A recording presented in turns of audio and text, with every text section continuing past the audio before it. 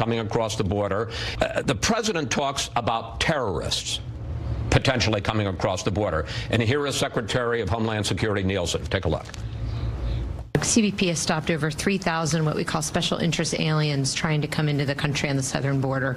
Those are aliens who the intel community has identified are of concern.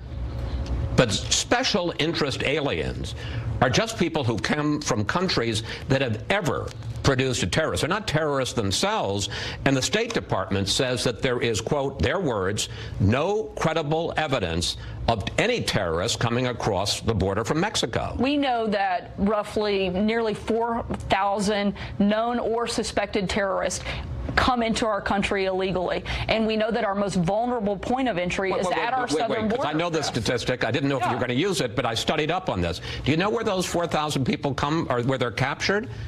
Airports. Not always, but certainly a large number. The State Department says there hasn't been any terrorists that they found coming across the southern border from Mexico. It's by air, it's by land, and it's by sea. It's all of the above. But one thing that you're forgetting is that the most vulnerable point of entry that we have into this country is our southern border, and we have to protect it. And the more and more that individuals they're not coming across the southern border, Sarah. They're coming and they're being stopped at airports. In a number of ways. They're certainly, I'm not disagreeing with you that they're coming through airports. I'm saying that they come by air, by land, and by sea. And the more and more that our border becomes vulnerable, and the less and less that we spend time and money protecting it, the more that we're going to have an influx, not just of terrorists, but of human traffickers, drug inflow, and people that are coming here to do